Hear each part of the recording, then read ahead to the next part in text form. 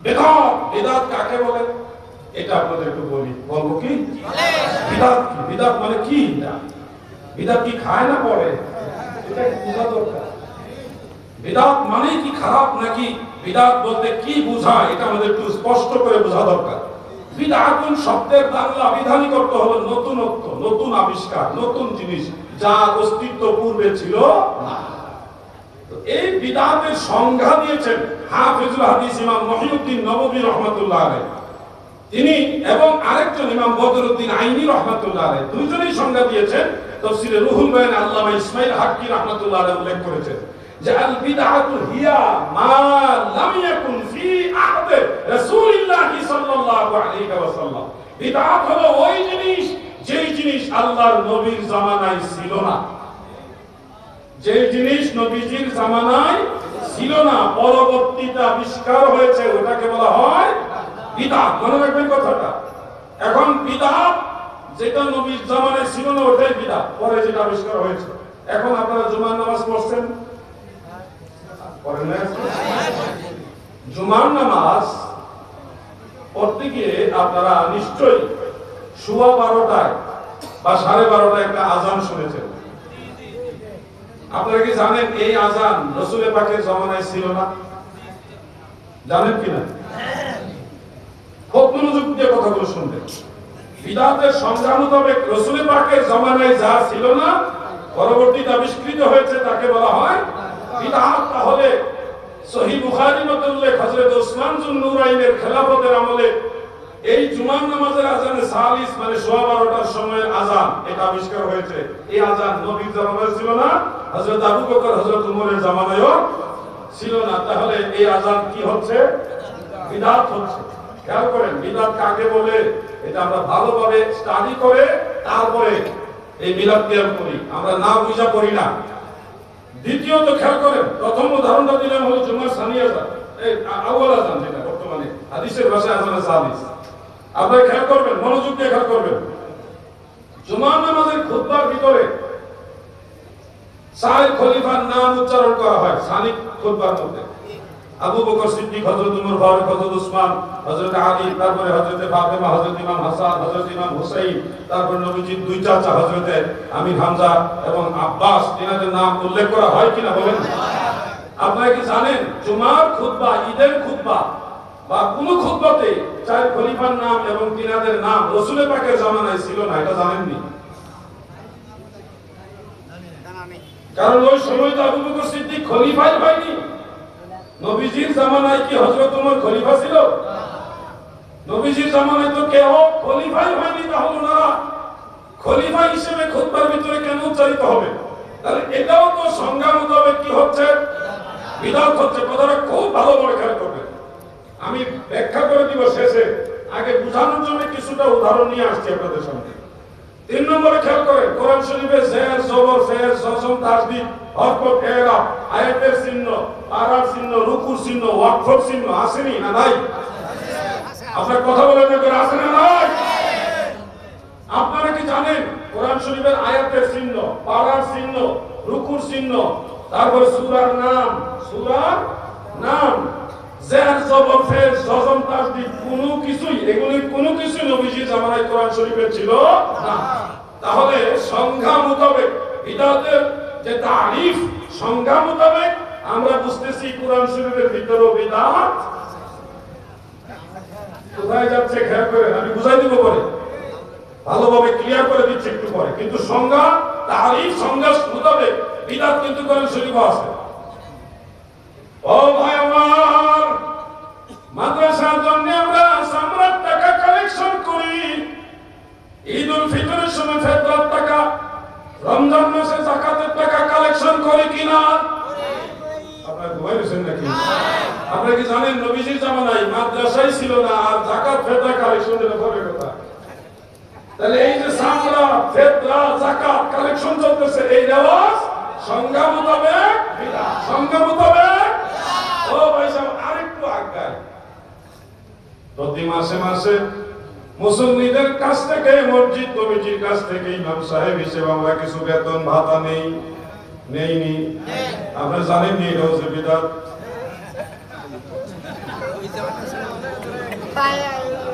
গোড়ায় হাত দিলাম। আবার কোন আলেম পারলে প্রতি মাসে ইমাম সাহেবের বেতন দেওয়া লাগবে, কোরআন এবং সহিহ হাদিস থেকে পারলে দলিল দেয়া 50,000 টাকা পুরস্কার দেয়া করে।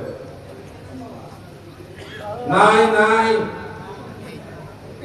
হুজুর আপনারা যে বেতন নেন এটা দলিল আছে হলো ইজতিহাদ দিয়া, কিয়াস দিয়া, কিন্তু সংজ্ঞা মোতাবেক এটাও বিদআত।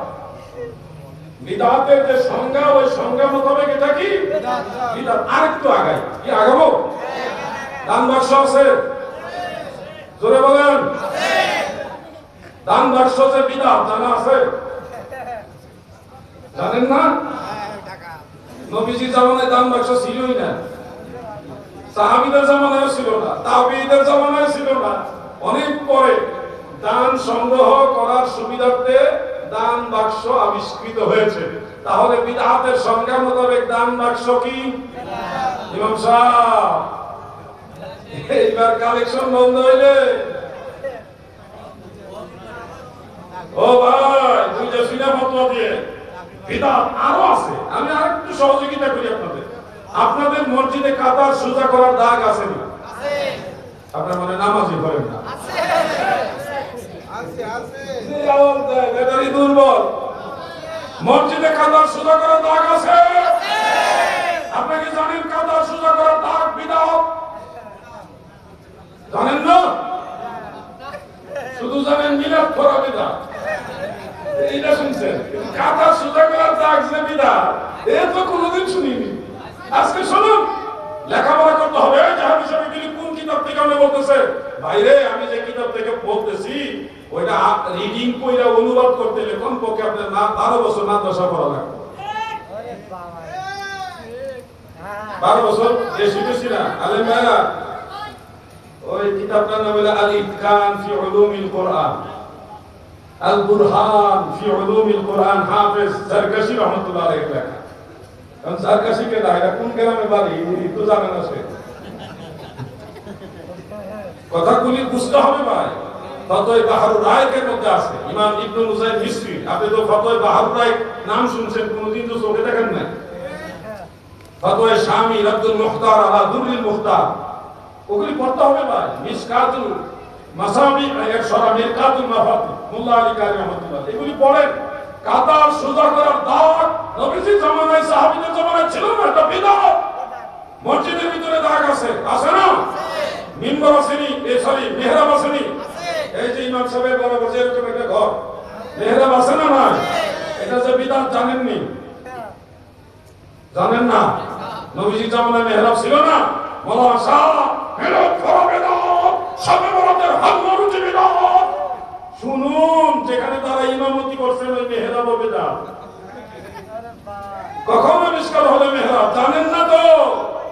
জানেন জানেন, জানার চেষ্টা করেন। আপনাদের এই সাতক্ষীরাতে মসজিদে মিনার আসেনি? আছে। নেটওয়ার্ক দুর্বল নি? ওরকম মিনার আসেনি? মিনার যে বিদআত জানেন? আরে এবার খতিয়ান নাম্বার দিয়ে গান দিছি। শুনুন, আলাউদ্দিন জাহাদি মজা করে কথা বলতেছে না, সিরিয়াস বলতেছে। এগুলো স্টাডি করতে হবে।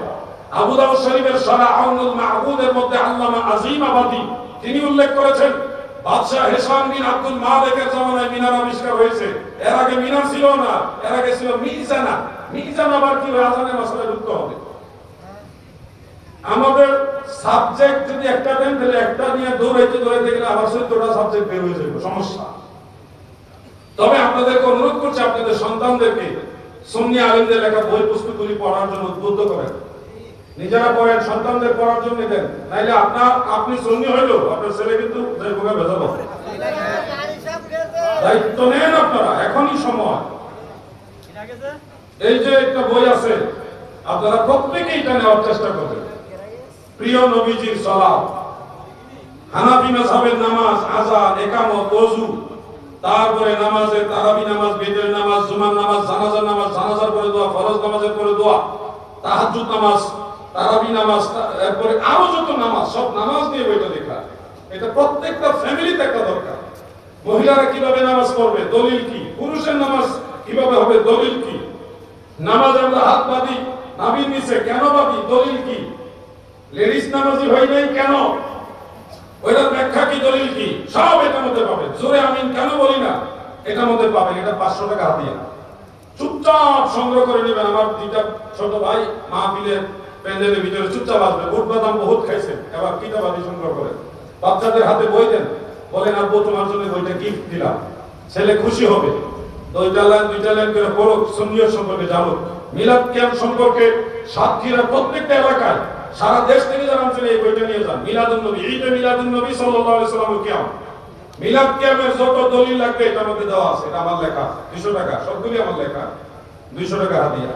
চুপচাপ সংগ্রহ করবেন, কেউ উঠবেন না, জায়গায় বসে থাকবেন, লোক আসবে তাদের কাছ থেকে চুপচাপ সংগ্রহ করবেন। গত বছর বেজাল লাগাইছিলেন, বেজাল লাগাইবেন না, চুপচাপ যা যা জায়গা থেকে সংগ্রহ করে নিবেন। আরেকটা বই আছে নবীজি নূরের তৈরি, এটার পক্ষে নবীজি নূর, নূরে মুজাসসাম, এটা 250 টাকা, কিন্তু আজকের জন্য 200 টাকা যান। আল্লাহর ওলি দরবারে যারা নিবেন স্যাক্রিফাইস। দুইটা বই 200 200 400, আরেকটা 500। পড়ালেখা করতে হবে, সব দায়িত্ব আলাউদ্দিন জিহাদি আর আলহাজ মালিকুজ্জামান সাহেবকে দিয়ে দিলে হবে না, দায়িত্ব কিছু আপনাদেরও নিতে হবে। বাংলার প্রতিটি এলাকায় এলাকায় আলাউদ্দিন জিহাদি তৈরি করতে হবে, ঠিক কিনা বলো? আপনাদের প্রত্যেকের সন্তানকে সুন্নি আলেম বানান, সুন্নি মতাদর্শী বানান, সুন্নিয়ত বোঝানোর চেষ্টা করেন, আপনাদের মেয়েদেরকে বোঝানোর চেষ্টা করেন, দেখবেন সুন্নিয়তের জোয়ার বয়ে যাবে। আল্লাহ আপনাদের কবুল করুক, আমিন বলেন। দরুদ শরীফ পড়ুন, আল্লাহুম্মা সাল্লি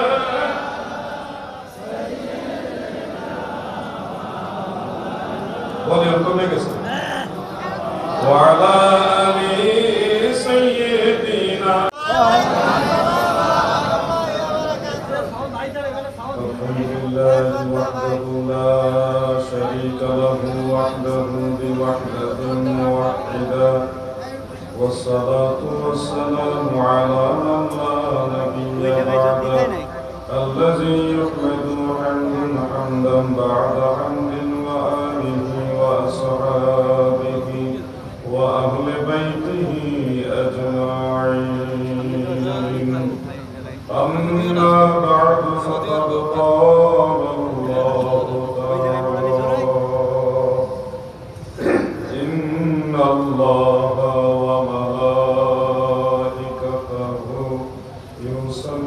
يصلون على النبي يا أيها الذين آمنوا صلوا عليه وسلموا تسليما. اللهم صل على سيدنا مولانا وعلى آل سيدنا حبيبنا.